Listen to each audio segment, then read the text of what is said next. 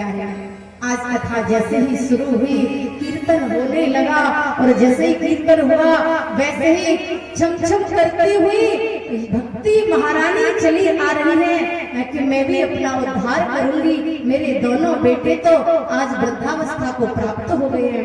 जैसे ही छम छम करती हुई भक्ति महारानी आई तो व्यास जी बोलने लगे, क्या भक्ति सुतौ तौ तरुणो गृहीत्वा प्रेमयी करूपा सहसा विरासी श्री कृष्ण गोविंद हरे मुरारे नाथे तिनामान मोहर बदलती।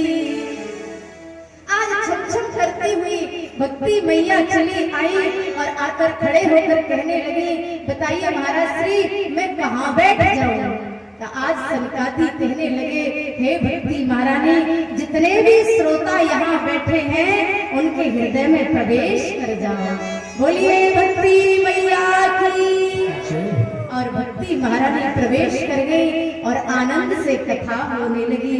जैसे ही कथा शुरू हुई प्यारे, आज सनकादी कहने लगे, ये मानवा पाप कृतस्तु सर्वदा सदा दुराचार रता विमार्गगाः क्रोधाग्निदग्धा कुटिलाश्च कामिनः सप्ताह यज्ञेन कलौ पुनन्ति ते। आज सनकादी कहने लगे कि जिस मनुष्य ने जीवन पर्यंत पुण्य किए हो और एक पाप किया हो और एक पाप के बदले वो एक कथा सुन ले तो तर जाता है। अब तो नारद जी बड़े गौर से सुन रहे थे महात्मा जी क्या कह रहे हैं। फिर कहने लगे कि अरे ये जो पाप करते हैं ना मनुष्य, चलो एक पाप नहीं, दो पाप नहीं, तीन पाप नहीं, नारद जी जिसने जीवन पर्यंत पाप ही पाप किए हो और जिसने एक भी पुण्य ना किया हो वो भी इस कथा को सुन ले तो तर जाया करता है।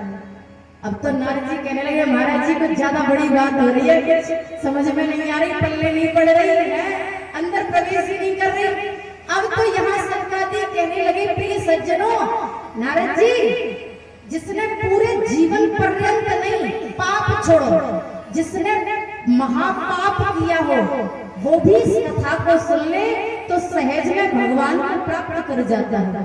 अब नारद जी सोचे, एक पाप की बात, फिर पूरे जीवन पर्यंत की बात और फिर महापाप की बात भी आ गया। अब तो नारद जी टकटकी लगाए देख रहे, महाराज जी कह क्या रहे हो। तो यहाँ सनकादी कहने लगे, नारद जी छोड़ो, जिसने एक महापाप नहीं, जिसने दो महापाप नहीं, जिसने पांच महापाप किए हो वो भी कथा में आ जाए तो वो भी तर जाया करता है। अब तो नारद जी कहा, महाराज जी उदाहरण दोगे, किसी ने पाप किया हो वो तर गया हो, उदाहरण दे दो, आप बहुत बड़ी बात कर रहे हो। अब यहाँ सनकादी कहने लगे, नारद जी देखो, कोई एक पाप करे तो भगवान क्षमा भी कर देंगे, प्रायश्चित कर लो ठाकुर जी, एक बार गलती हो गई, अनजाने में सही, कैसे भी समझ लो, बुद्धि ने काम नहीं किया होगा, लेकिन प्रायश्चित कर रहा हूँ ठाकुर जी, आगे कभी ऐसी गलती नहीं करूंगा, इसे क्षमा कर देना। तो प्यारे क्षमा हो भी जाएगी। अगर आप मानो एक गलती कर ली फिर जानबूझकर गलती की, कोई क्षमा नहीं करते भगवान। फिर कहते जानबूझकर कर रहा है, क्यों क्षमा करूंगा मैं तुझे। प्यारे, यहाँ जैसे ही उन्होंने कहा कि नारद जी 5 महापाप होते हैं, कौन कौन से। सबसे पहले होता है मदिरा पान, महापाप में आता है। प्रिय सज्जनों ध्यान रखना, मुझे तो लगता है यहाँ व्यसन नहीं करते होंगे, सब बढ़िया होंगे, लेकिन प्यारे गलती से आपने ऐसा कुछ किया भी हो, गलती सबसे होती है, हो भी गई होगी, तो आज से ये कहना कथा के माध्यम से, आप कथा में बैठे ठाकुर जी का दरबार, आज प्रायश्चित कर लेना ठाकुर जी, मैं अपने जीवन में एक नियम ले रहा हूँ।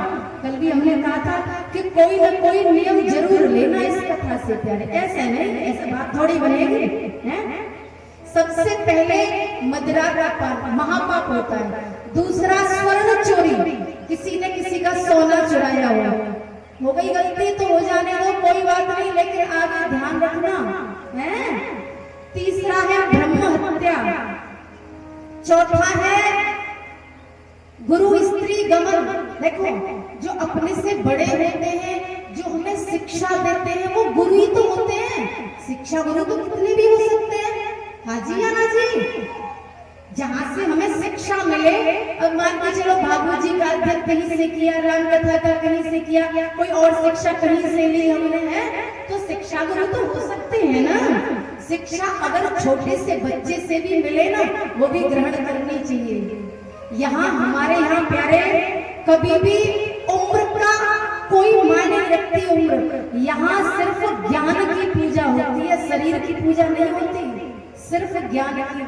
जब कोई छोटा बच्चा ज्ञान की बात करता है तो बड़े बड़े प्रणाम करते हैं। किसको? उसके ज्ञान को प्रणाम करते हैं, उसको प्रणाम नहीं करते हैं। ज्ञान की पूजा होती है प्यारे यहाँ।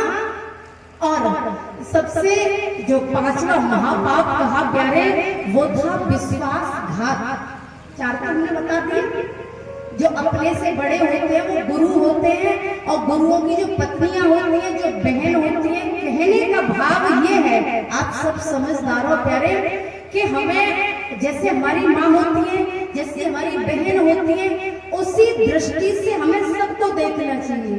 ऐसा नहीं खुद की माँ तो माँ लग रही है, दूसरे की पे कुदृष्टि डाल रही है, ऐसा नहीं होना चाहिए। वो भी तो हमारी माँ और बहन हो सकती है। इन कथाओं से यही तो शिक्षा लेनी है प्यारे। सबको समान भाव से देखना चाहिए, कभी किसी पे कुदृष्टि नहीं डालनी चाहिए। और पांचवा कहा कि कोई, आप उधर बैठ जाइए, यहाँ बोलिए वृंदावन।